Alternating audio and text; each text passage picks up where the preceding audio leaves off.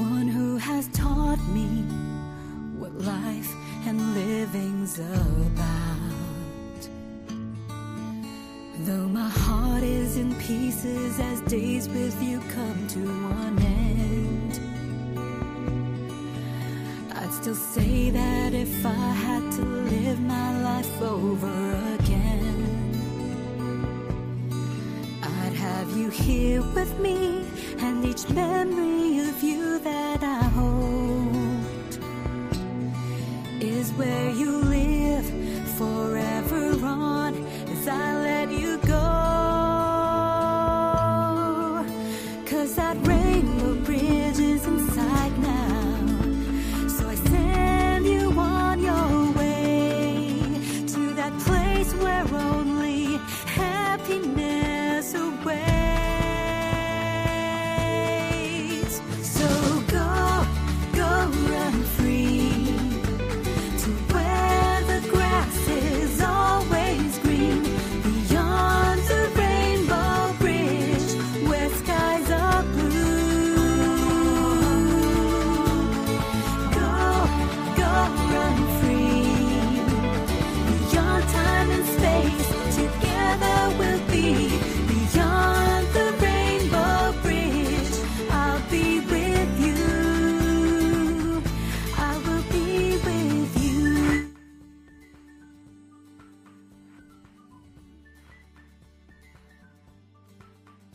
I will always find comfort in knowing I gave you a home.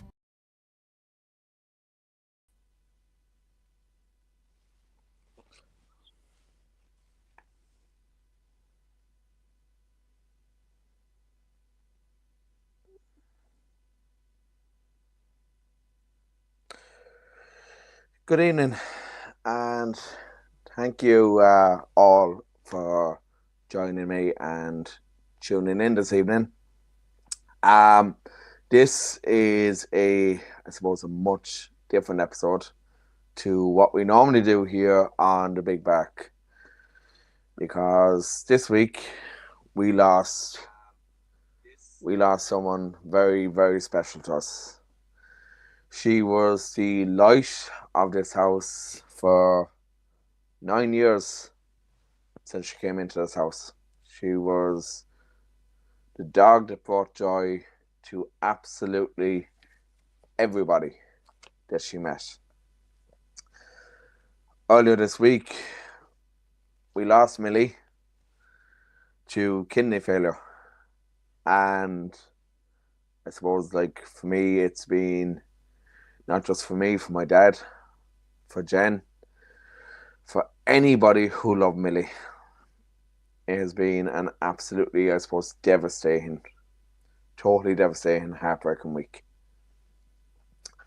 Now, as a dog owner, I often get told that it's just a dog. A dog is just a dog. It's not a child. But for me and for all of us, Millie wasn't just a dog. She was family. She was our best friend. She was our heart. She was our rock. And she was a constant companion through everything life threw at us. She was the brightest light during the darkest days. And she had this incredible, lovable, roguish spirit. Always so full of charm. In her younger days, I suppose, so full of mischief. And right up to the very end, she was so full of love. Millie came into our lives unexpectedly. My brother Shane brought her home 9 years ago from two people who gave Millie the most wonderful start in life. And that was Elaine and Shane O'Shea, who gave her a brilliant start in life in her first years. That was in July 2016. And Millie was only meant to be here for a few weeks at the time. But that's what we were told. But however, she stayed forever. She stayed with us for the next 9 years, right up until Tuesday afternoon when we had to say goodbye. Now, you will notice as we're going through here today, my camera is on small because the focus here is Millie. And when Millie arrived, at first, she made it known to Bruno. And Bruno now we were only after getting Bruno a couple of months beforehand. And Bruno thought he was the new boss. And he was only 6 months old when Millie arrived. And the first day that Millie arrived, they didn't get on at all. They didn't like each other. But that day, Millie told Bruno straight away, there's a new sheriff in town. There's a new boss here. And I suppose weeks turned into months. Months turned into years. Millie continued to stay with us. And she became such a close friend to Bruno and to all of us. For some reason, Alexa wanted to join in there, lads. For me, Millie has gotten me through some of my darkest days. Just by being there, wagging her tail, resting her head on my knee, which was something that she loved to do. And she just made the world feel a little bit, I suppose, lighter and brighter. From all the walks, all the chasing the tennis balls, which she absolutely loved doing. So unfortunately, some of these photos don't really crop very well, lads. But Millie was a rogue. She was a playful dog. She hated donkeys. She doesn't mind horses or ponies, but she hated donkeys. And there was one donkey just a mile away from us. And it was the late neighbour of ours, Willie Cooney's. And it was a donkey that was... And any time that Millie saw this donkey, she went absolutely apeshit. I know I have a video floating around and I will post it on our socials at some point. But Millie hated donkeys. It was like he owed her rent and she wasn't getting it. So it was another favourite memory of ours.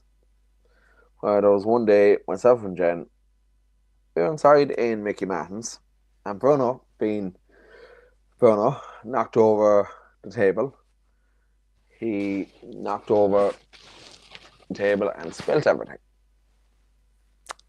Now, little did we know that day that until a bit later on in the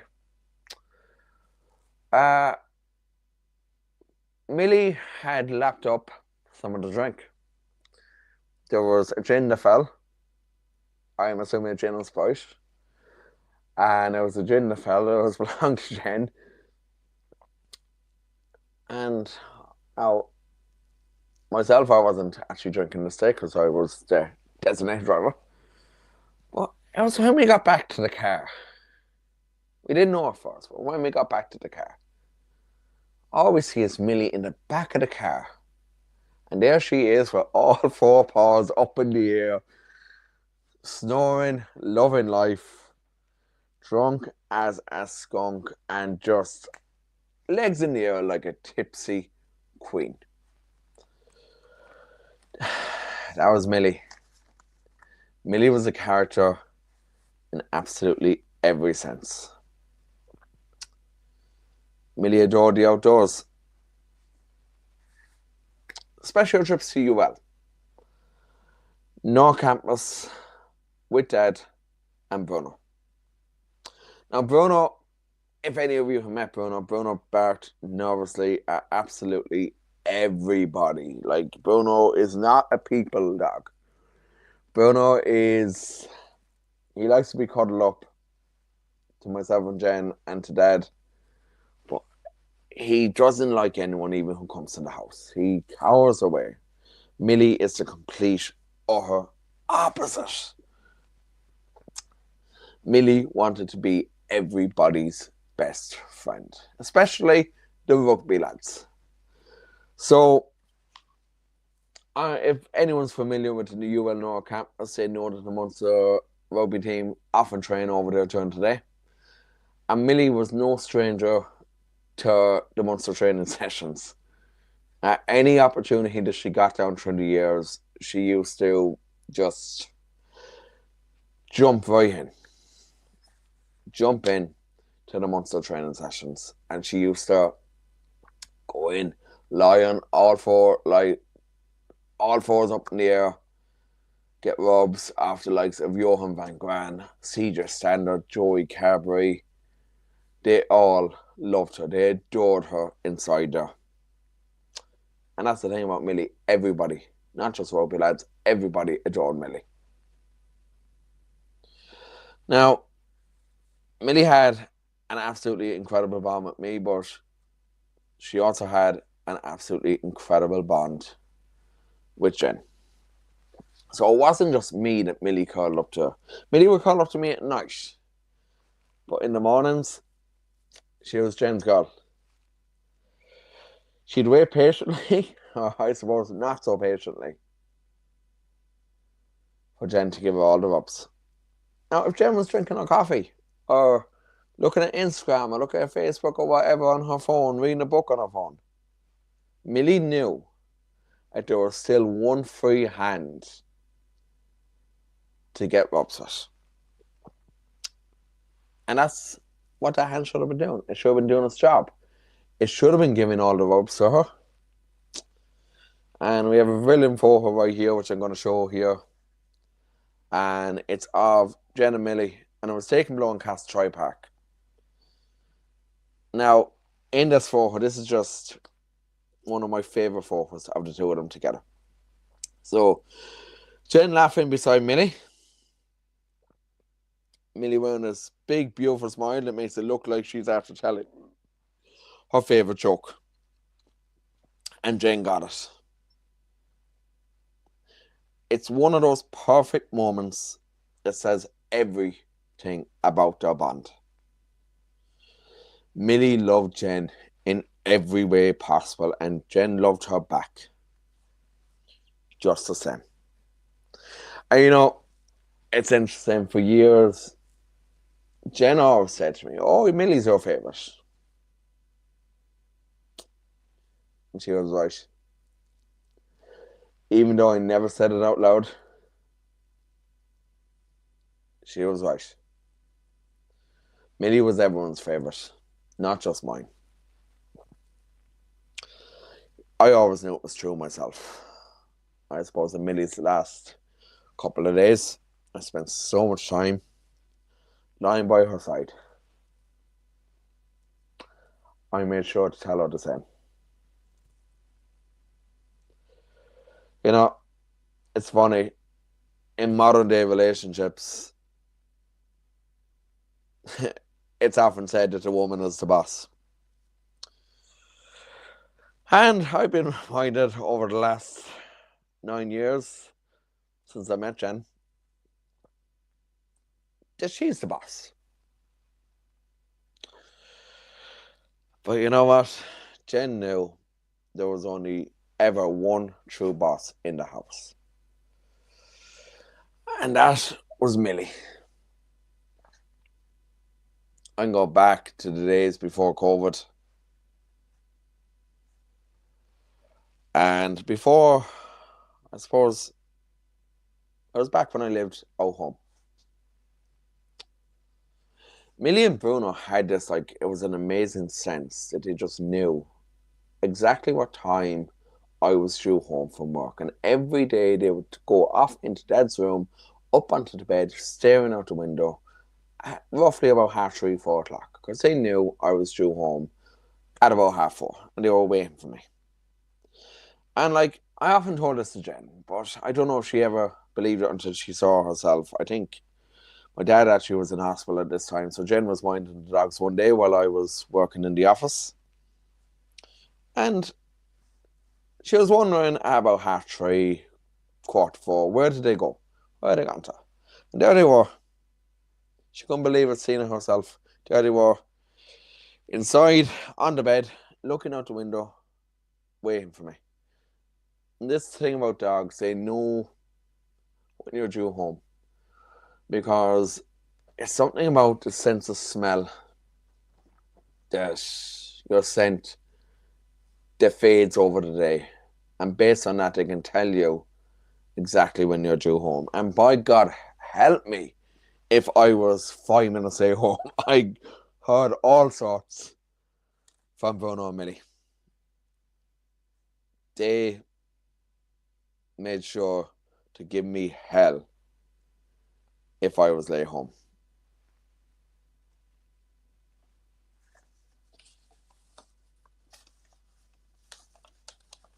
So, Millie, as I said, was our girl. She was Jen's girl. She was my girl. She wasn't just our girl, though. She was my dad's girl. And I suppose, especially over the last few years, since we lost Jen, Millie helped us and Dad through that grief in a way only she could. With quiet comfort and her warm presence and unconditional love. There was a day that Dad was out walking, Bruno, Millie, and Roxy was there to stay as well. This was before Roxy decided to chew up the seatbelts in Dad's car. And Dad had a fall in UL this day. Bruno and Roxy, being their usual lively selves, just a mile ahead. But Millie stayed there. Stayed right by Dad's side. She lay down right by his side. Not moving, not leaving. Making sure that he was okay. And even helping her up. Getting herself in underneath Dad and helping him up. So Dad was able to lean on her and get himself up off the ground. That's who Millie was. She was loyal, gentle, and always looking out for her people. She spent hours with Dad every day. Every single day, herself and Bruno would be out with Dad. And Dad would be out, whether he'd be out painting, whether he'd be heading on a trip down to Lidl or Chalks, or cutting the lawns, going for walks, just sitting on the couch. Millie was always there by Dad's side. Always there with you, Dad, and always there with Bruno. And every day, Dad would greet her in the exact same way. How's my girl? Because that's exactly what she was. She was Dad's girl. And she wasn't just Dad's girl. She was my girl. She was Jen's girl. She was everybody's girl.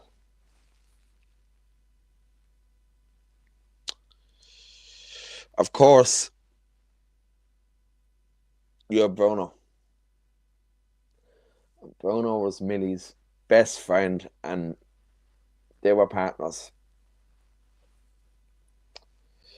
Millie was Bruno's partner, his comfort, and his queen.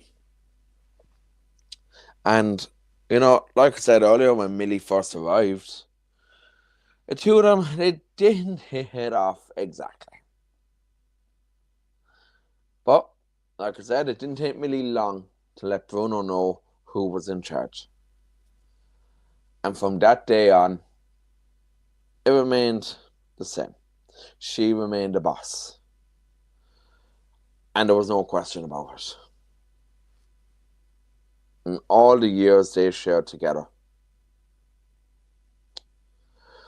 their relationship, it was like a modern day doggy marriage. Millie called the shots. And Bruno, He absolutely adored her first.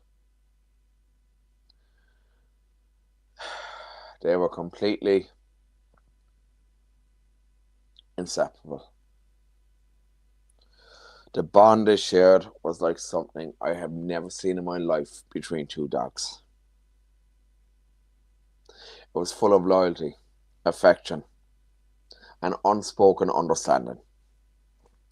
When Millie was at the vet a number of years ago being treated for pyometria, she had to stay in with the vet for 2 weeks.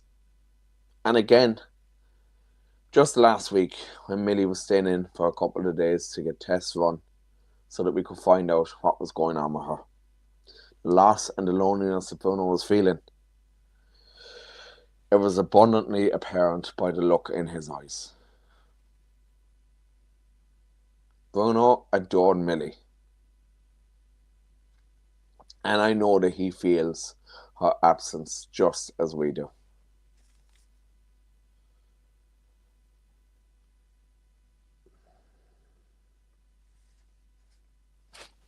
I think it's fair to say that when Roxy came along, it was like everything in the house became just utterly chaotic. And Millie, I know you're watching down now. And I'm sorry that you didn't get as much of my attention since Roxy arrived. And Millie, I'll always carry that with me. But Millie, true to her nature, true to her being this amazing, wonderful, loving dog, she never resented Roxy for that. She loved her little sister. Initially, they didn't get on so well. About the same way that Millie didn't get along with Bruno initially. But eventually, they became best pals. And they'd cuddle side by side on the couch every night. And the two of them shared a bond, and it grew so much in recent months. And it was a sight I never thought that I'd see. But it brought comfort and warmth to me. And now, even though Roxy had this habit of stealing every tennis ball, every toy, every teddy, you name it, every weekend when we all went for a walk, we'd often bring a ball with us. I'd throw the ball. Roxy would fetch it. Because Millie didn't have the strength in her legs to run as fast as she once could. And she dropped the ball for Millie.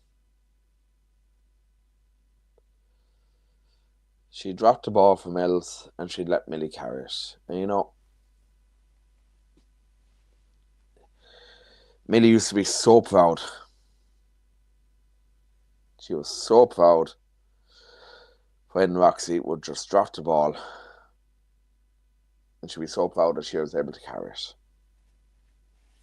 We see this, the other thing as well.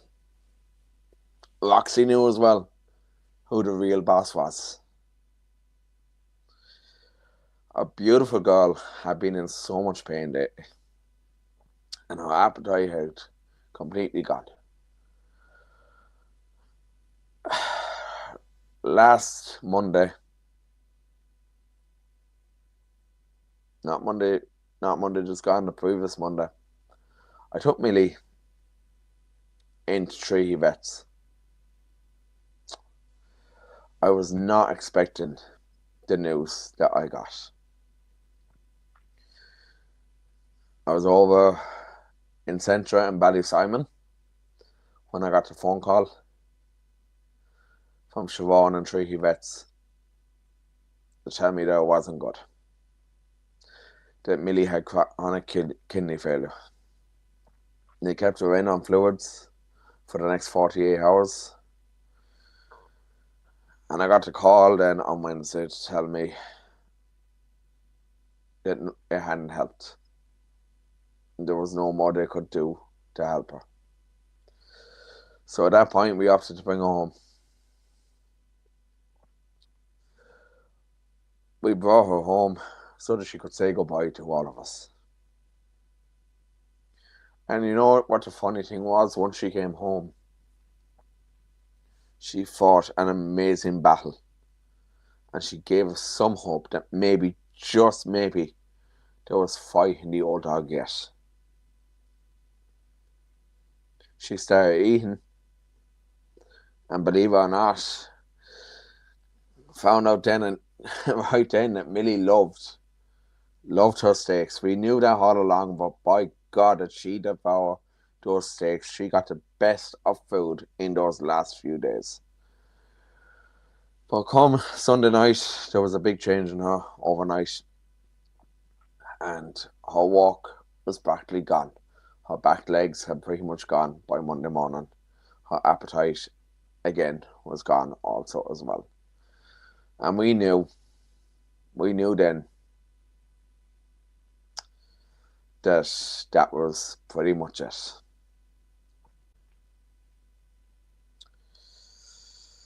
Jen and I have a wedding to look forward to in the next couple of years.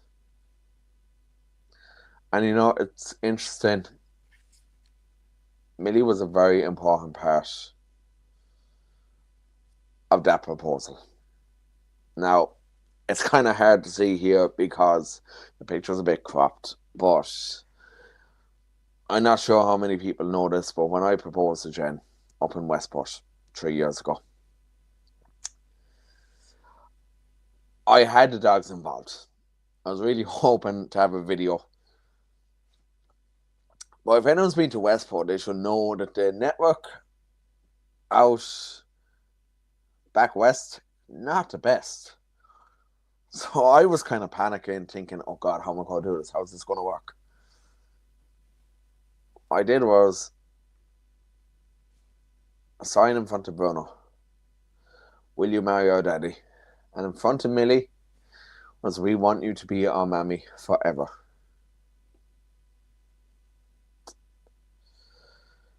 And even though, Millie, you won't be there to be a part of our wedding, you won't be there to be walking down the aisle with us,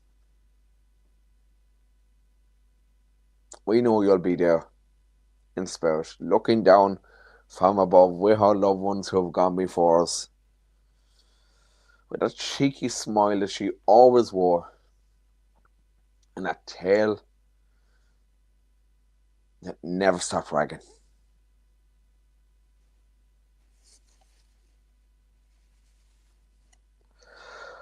I want to give a heartfelt thanks to John, Siobhan, all the nurses, Owen, all the team at Treaty Vets, every one of them, for their care, compassion, and the incredible effort they gave to try and save Millie last week. They did everything that they could, and I will forever be grateful to John and his team outside there. I only wish that I had noticed the issues with her kidneys sooner. I wish I had taken her loss of appetite more seriously. I wish I had taken her being lethargic the whole time so seriously.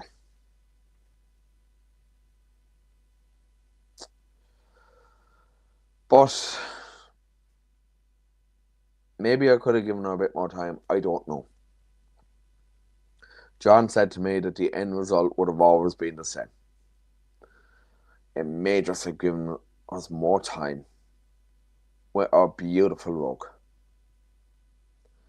And right now, I want to ask all dog owners who are tuned in right now, if you see any sign of change in your dog's appetite, if you see them becoming tired, if you see any change at all that worries you, please, please, please see your vet. Take your dog in, get the blood test done, get whatever test you need done. Because for us, we can't make any more memories with our beautiful girl. I'm hopeful that by sharing this story this evening, sharing Millie's story, sharing her bond that she had with us, and sharing what a rogue she was, as you'll see right here in this photo behind me, where she went up on Santa Paul's lap. This was out in Kilfinnan at Limerick Animal Welfare a number of years ago. I believe it was pre-COVID, actually. Bruno Horse, being his usual self, was like, no, I don't want to talk to Santa. Millie, being who she was, straight up on Santa's lap, looking for all the rubs, the belly rubs. That's what she said. She wanted belly rubs for Christmas. That's all Millie wanted. And she was just a beautiful girl. I have so many memories of her, including this one here. Decided one day that she was going to do my job for me. She wanted to be a tech support girl.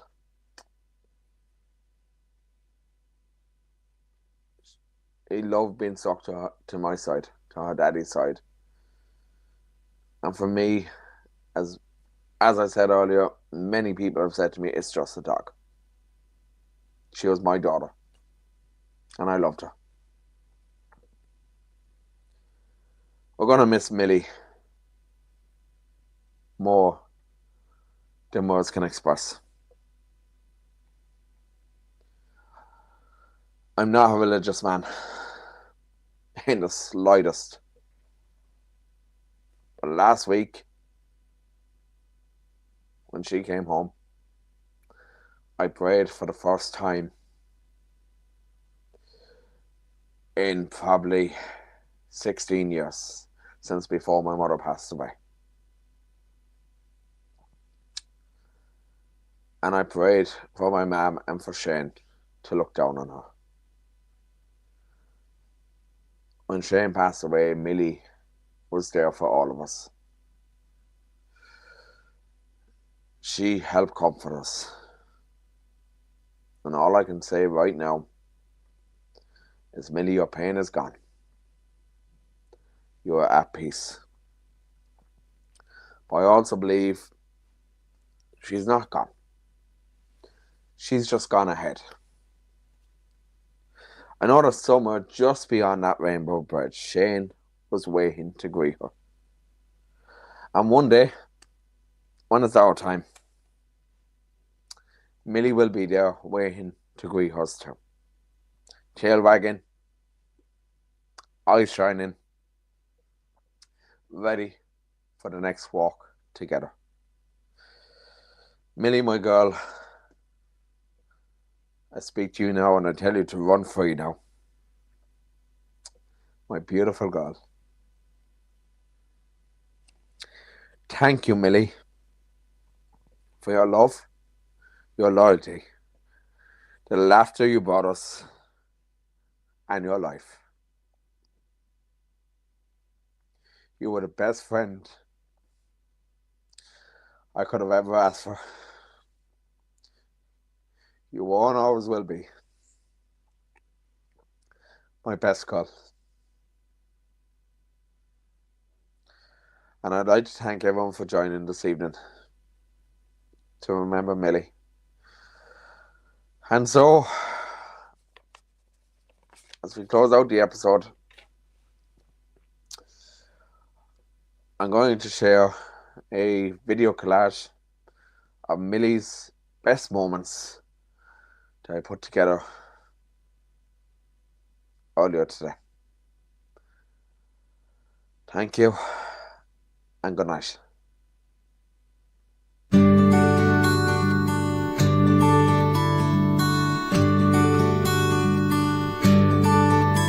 I guess nothing could ever prepare me for this day. I guess nothing could ever prepare me for this pain. How do I say goodbye to one who has taught me to love? One who has taught me what life and living's about. Though my heart is in pieces as days with you come to an end, I'd still say that if I had to live my life over again,